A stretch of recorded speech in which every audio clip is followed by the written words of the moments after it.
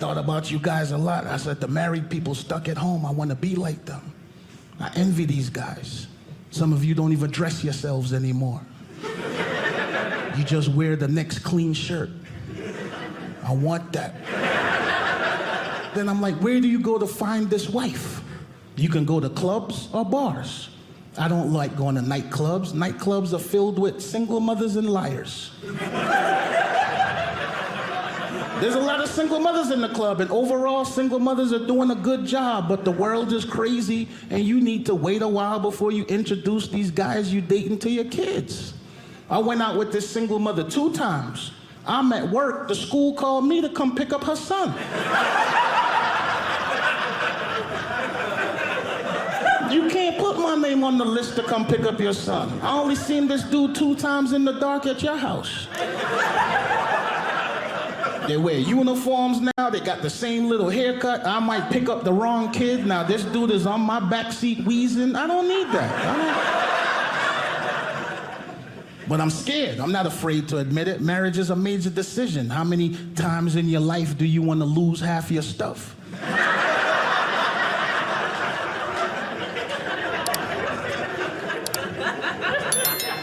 And I'll share with you what scares me the most. What scares me the most about marriage is the fact that men and women don't even look at marriage the same way. When women talk about marriage, it's a happy occasion. I'm getting married, I got my ring, I got my colors picked out, I got 4 of my fat friends to stand next to me. It's gonna be a beautiful day. No, their dress is ugly, mine is pretty. But it's not the same for the men. When men talk about marriage with our friends, it sounds like something you get diagnosed with. Did you hear what happened to Charles? No, what? He's getting married. No! I just seen him last week. When did he find out? She told him yesterday at dinner. Is there anything that we could do for him? No, the invitations already went out. There's nothing we can do.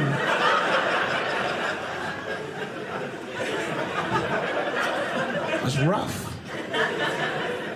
I live in Atlanta. You think it'd be easy to find somebody in Atlanta. We have every group represented. We got the LGBTQ community. But it's 2022. You can't offend anyone. You can't step on anybody's toes. If you meet somebody in Atlanta that's attractive, you have to say things like, how long have you been a woman?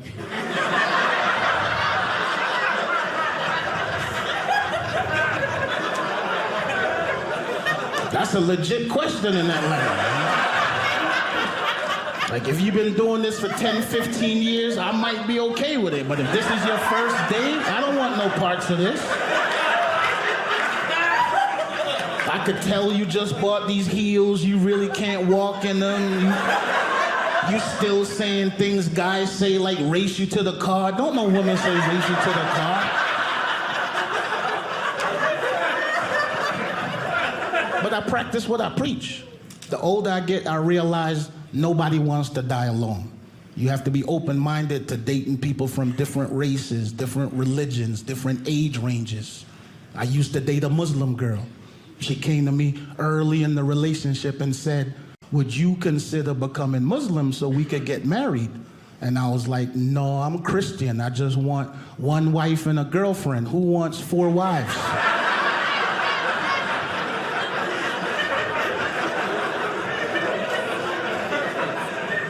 I was raised right, you know?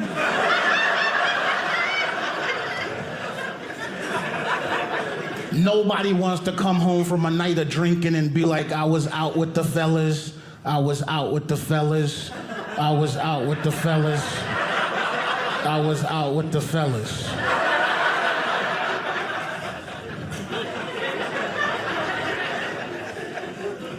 The relationship had some good and some bad. It lasted 4 years and we broke up. And I moved from Atlanta to Vegas for a while. I just had to get away and start over. The women know what I'm talking about. You just get tired of 4-year relationship after 4-year relationship.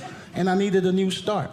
I'm sitting in Vegas and a good friend of mine called me up. You always have a good friend who helps you through a breakup. And my buddy was like, man, you're in Vegas. Why don't you see what Vegas has to offer?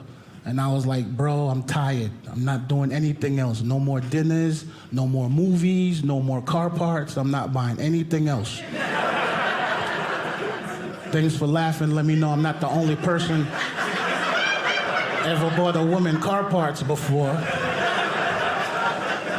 And it reminded me of a time I was dating a young lady, and one day she called me out the blue and was like, hey, I'm down here at the tire shop. I got the kids with me, and the guy is saying that I need front and back brakes. Is there any way that you could come down and help out? And I was like, yes, I could come down and help out, but you need to call the other two guys you sleeping with too, and let's get them down here and help out with the bill.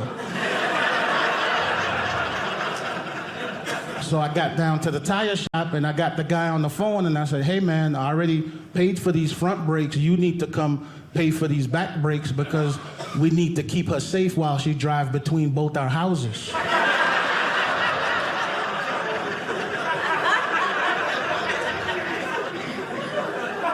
You're not gonna take my brakes and stop at his house.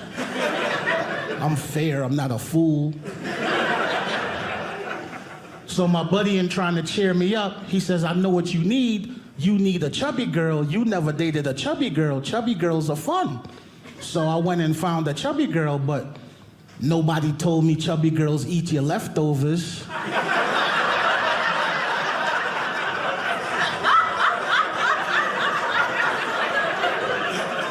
And I wasn't prepared for that. I don't have extra meals like that. I'm on a budget. All my meals are spoken for. She would call me in the middle of the day and be like, I left this morning quietly. I didn't want to make no noise and wake you. And I'm like, yeah, but you took my lunch. I was going to eat that spaghetti when I woke up.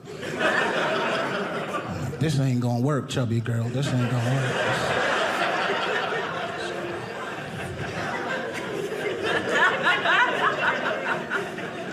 But I meet women with kids. I don't mind if you have kids. I just don't like bad kids.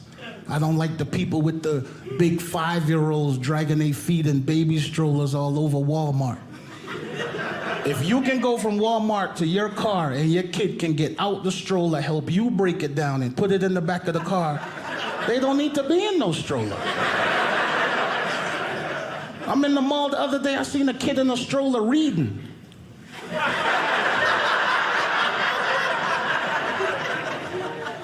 And you know who I hate the most? You know the people with the 3 and the 4-year-olds that can talk, but the mother let them use a pacifier?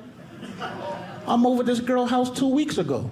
We sitting on the couch watching TV, baby in the middle of the living room playing. All of a sudden, out of nowhere, the baby go, you know I got a doctor's appointment tomorrow, right?